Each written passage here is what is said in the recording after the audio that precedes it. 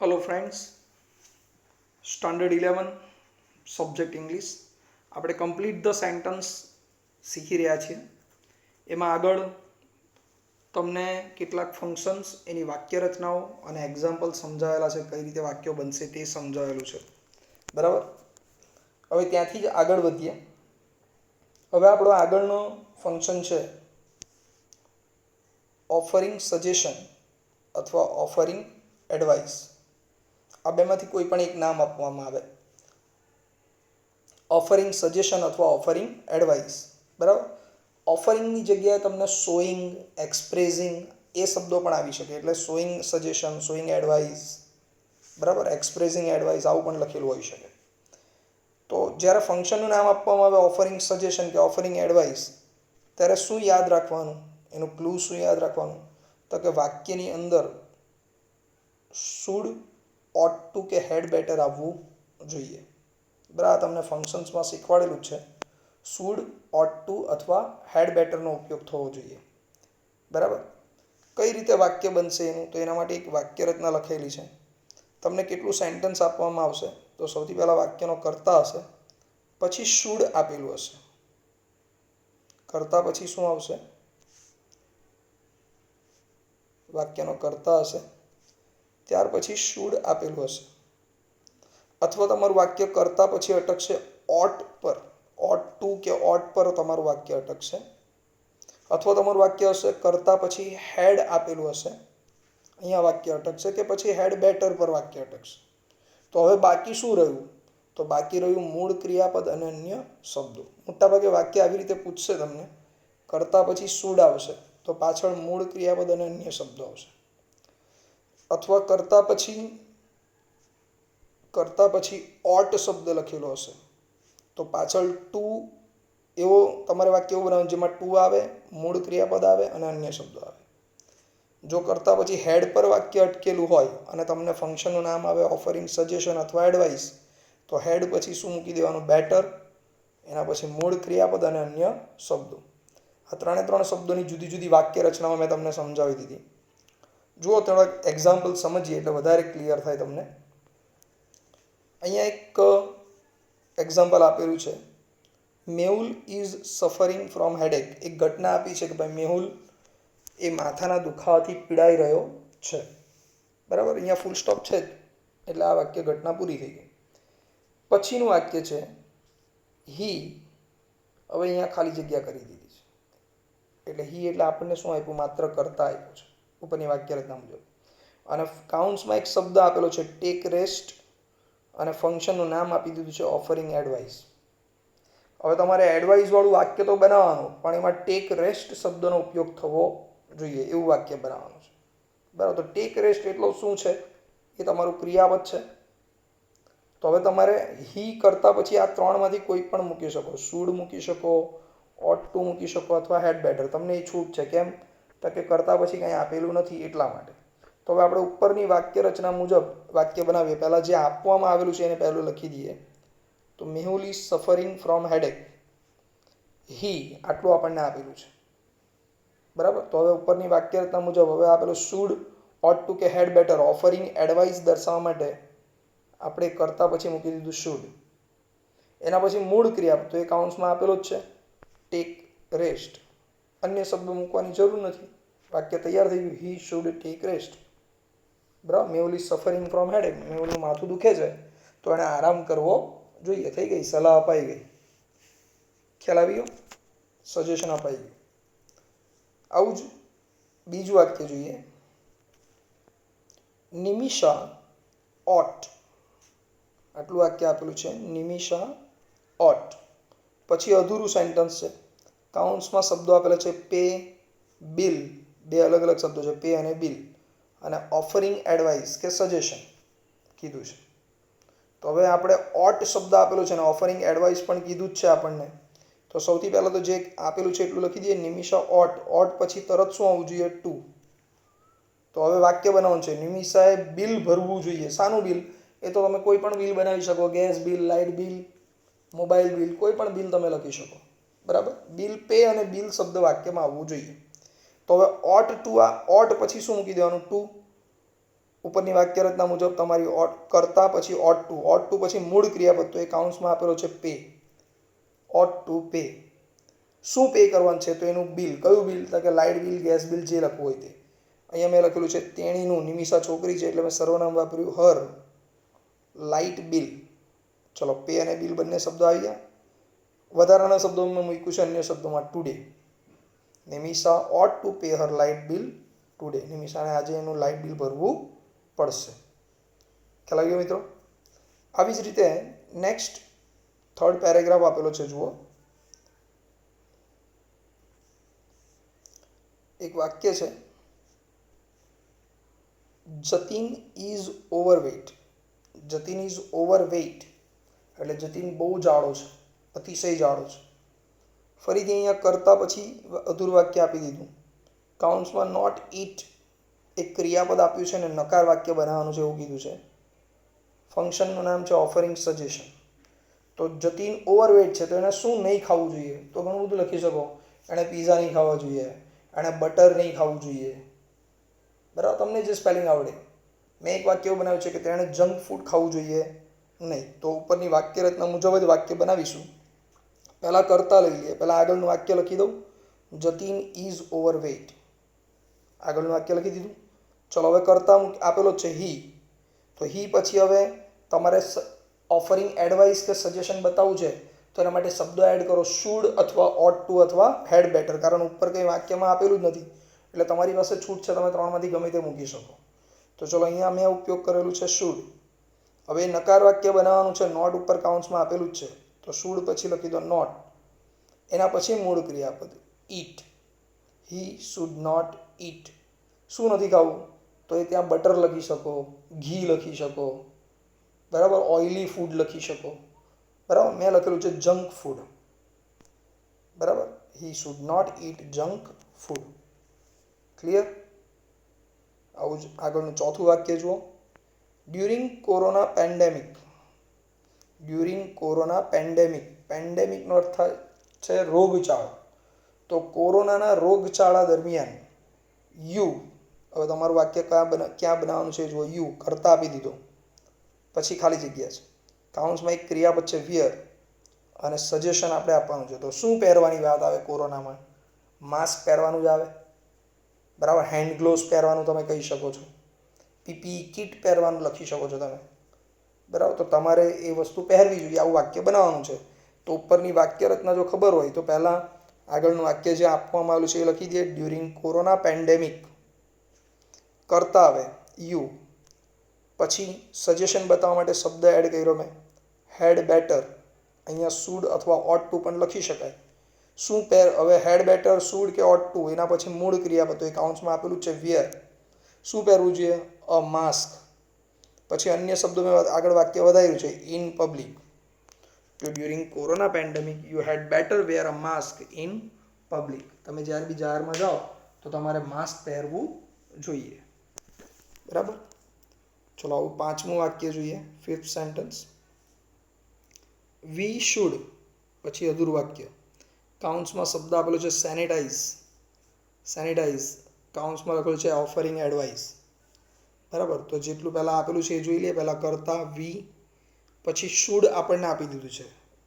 Advice કે suggestion દર્શાવવા માટે તમને શબ્દ આપી દીધું છે શુડ. તો ઉપરની વાક્ય રચના તમે જો ધ્યાનથી લખીને પછી જુઓ છો વિડીયો, તો શુડ, ઓટ ટુ કે હેડ બેટર પછી મૂળ ક્રિયાપદ આવવું જોઈએ. તો કાઉન્સમાં મૂળ ક્રિયાપદ આપેલું છે સેનિટાઈઝ. We should sanitise. શું સેનિટાઈઝ કરવાના? તો આપણા હાથ જ સેનિટાઈઝ કરવાના છે.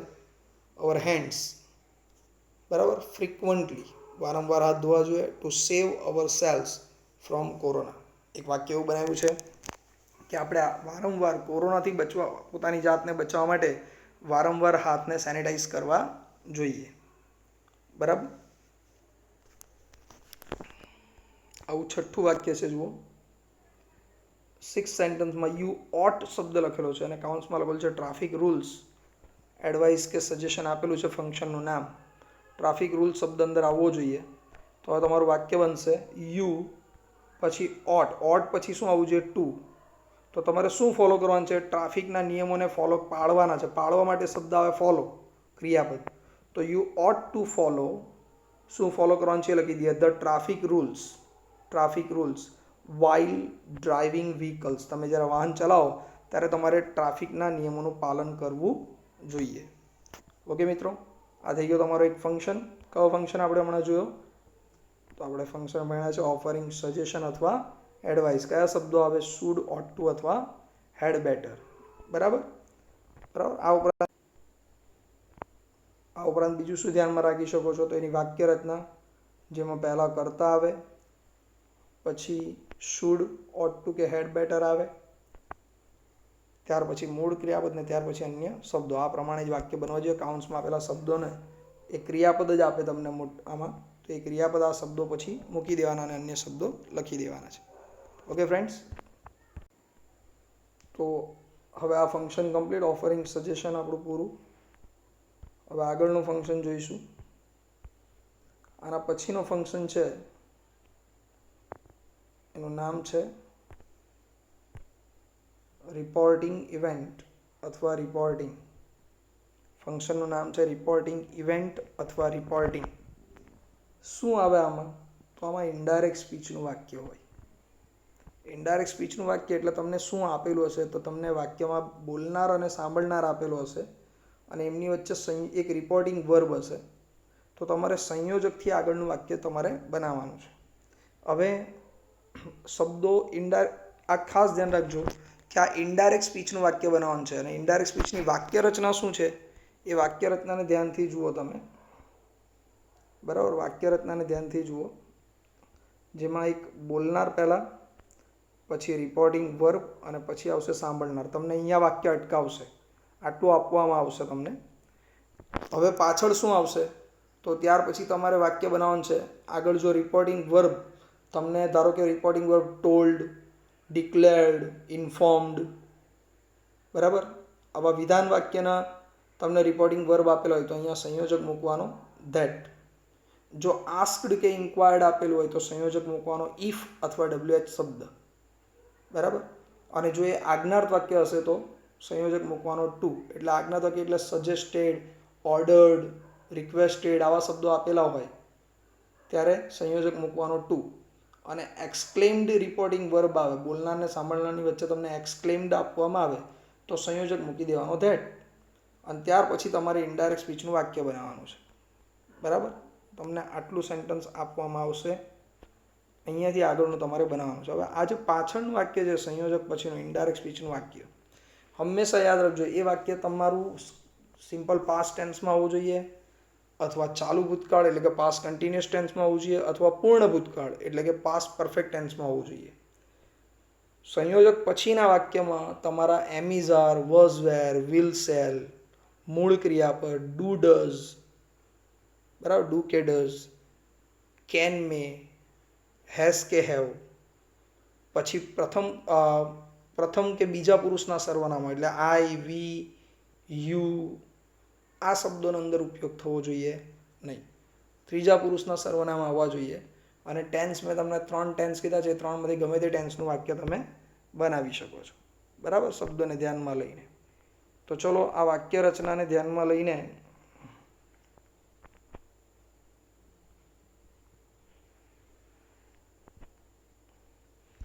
આપણે વાક્ય જોઈએ. પહેલું વાક્ય આપેલું છે રાજ ટોલ્ડ રોમિલ, પછી અધૂરું વાક્ય છે, કાઉન્ટ્સમાં 2 શબ્દ આપેલા છે વોચ અને મૂવી, અને ફંક્શનનું નામ લખેલું છે રિપોર્ટિંગ. તો આપણે વોચ અથવા મૂવી શબ્દોનો ઉપયોગ કરીને રિપોર્ટિંગ દર્શાવતું એક વાક્ય લખવાનું છે. તો પહેલાં તો જેટલું આપેલું છે એટલું લખી દઈએ. રાજ ટોલ્ડ રોમિલ એટલે કે જો બોલનાર, રિપોર્ટિંગ વર્બ અને સાંભળનાર આપી દીધું. હવે ટોલ્ડ આપેલું છે માટે સંયોજક લઈશું ધેટ. તો રાજે રોમિલને કહ્યું, શું કહ્યું? વોચ મૂવી, એણે તે મૂવી જોઈ છે. બરાબર, આવું સાદું વાક્ય બનાવે છે. તો તેણે જોઈ છે, બંને છોકરાઓ છે એટલે સર્વનામ વાપરીએ. તેણે માટે હી.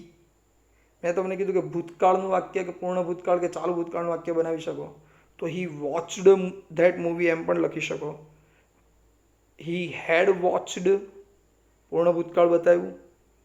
પછી શું જોયું? તો પેલી મૂવી જોઈ, ધેટ મૂવી.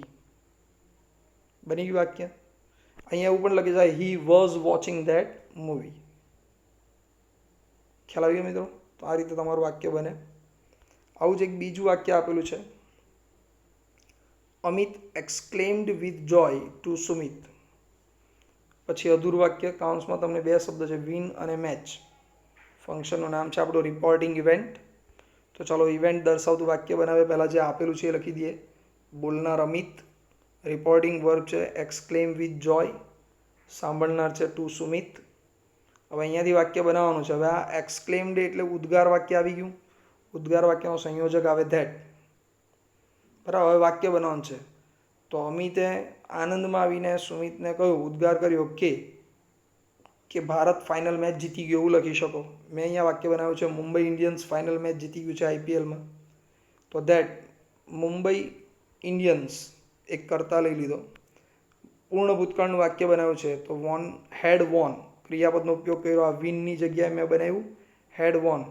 શું જીતી ગયા? તો મેચની વાત કરી છે, ધ ફાઇનલ મેચ શબ્દ આવી ગયો. વિન અને મેચ અંદર અન્ય શબ્દોમાં લખેલું છે ઇન આઈપીએલ. બરાબર. તો આખું વાક્ય થયું, Amit exclaimed with joy to Sumit that Mumbai Indians had won the final match in IPL. બરાબર. ચલો આગળ થર્ડ સેન્ટન્સ. ક્રિશ રિક્વેસ્ટેડ કૃપા, ક્રિશે કૃપાને રિક્વેસ્ટ કરી. હવે અધૂરું વાક્ય, કાઉન્સમાં હેલ્પ ક્રિયાપદ છે અને રિપોર્ટિંગ લખેલું છે. તો ક્રિશે કૃપાને રિક્વેસ્ટ કરી, પહેલાં જે આપેલું છે એટલું લખી દીધું. હવે રિક્વેસ્ટેડ એ ઇમ્પેરેટિવ સેન્ટન્સનું રિપોર્ટિંગ વર્બ છે, આજ્ઞાર્થ વાક્યનું. તો એનો સંયોજક આવે ટુ. હવે ટુ પછી તરત મૂળ ક્રિયાપદ આવવું જોઈએ. તો એ તમને કાઉન્સમાં આપેલો જ છે હેલ્પ. તો અહીંયા મૂકી દો હેલ્પ. કોને હેલ્પ કરી? તો ક્રિશને. ટુ હેલ્પ હિમ. બરાબર. તો આખું વાક્ય બની ગયું, Krish requested Kripa to help him. Simple વાક્ય જ બનાવ્યું છે. આવી રીતે ફોર્થ સેન્ટન્સ જુઓ. અવર પીએમ સજેસ્ટેડ પીપલ, આપણા વડાપ્રધાન લોકોને સજેસ્ટ કરે છે. શું સજેસ્ટ કરે છે? કાઉન્સમાં શૂડ આપ્યું છે, એક નાઉન આપેલું છે માસ્ક અને ફંક્શનનું નામ આપેલું છે. તો હવે આપણી વાક્ય રચના મુજબ પહેલાં બોલનાર અવર પીએમ, પછી રિપોર્ટિંગ વર્બ છે સજેસ્ટેડ, સાંભળનાર છે પીપલ. સજેસ્ટેડ વાળું વાક્ય આવે એટલે સંયોજક મૂકી દેવાનું ધેટ. તો ધેટ સજેસ્ટેડ આપેલું હોય અને ધેટ મૂકો તો તમારે એડ કરવું પડે ધે શુડ. આપેલી લેટ્સ વાળી વાક્ય રચના ઇનડાયરેક્ટ સ્પીચની. તો બોલનાર પછી રિપોર્ટિંગ વર્બ, ત્યાર પછી સાંભળનાર, પછી સંયોજક આવી ગયો. ત્યાર પછી એક વાક્ય બનાવીએ છીએ. ધારો કે મારે વાક્ય આવું બનાવ્યું છે કે આપણા વડાપ્રધાને લોકોને કહ્યું છે કે તેઓએ માસ્ક, COVID-19ને હરાવવા માટે માસ્ક પહેરવું જોઈએ. બરાબર. તો પહેરવા માટે ક્રિયાપદ આવે વેર. તો ધે શુડ વેર, શું વેર કરવાનું છે? Mask, two avoid COVID-19. બરાબર. તો આ બની ગયું વાક્ય આખું વાક્ય રચના મુજબ જ.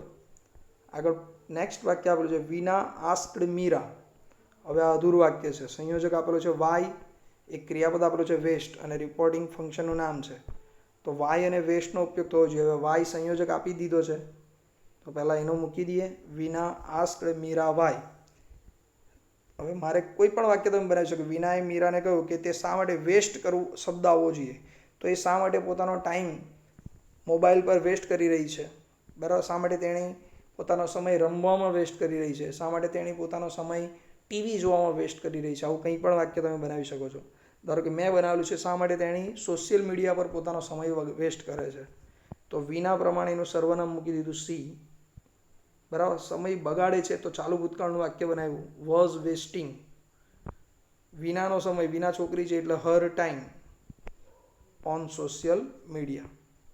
થઈ ગયું વાક્ય. ખ્યાલ આવી ગયો મિત્રો? તો આ બે તમને ફંક્શન કરાવ્યા છે. આ બંને ફંક્શન ધ્યાનથી સમજી લેવાના. બરાબર. જોઈ લેવાના અને ત્યારબાદ તમારા હોમવર્ક તરીકે એને નોટબુકમાં તમારી લખી દેવાનું છે. ઓકે મિત્રો. આનો પિક હું તમને સેન્ડ કરીશ. એને નોટબુકમાં લખ્યા પછી વિડીયોને ધ્યાનથી જુઓ અને તે વિડીયો જોશો એટલે તમને યોગ્ય રીતે એની સમજ પડી જશે. Okay friends, bye. બાકીના ફંક્શન્સ નેક્સ્ટ વિડીયોમાં. Till then by.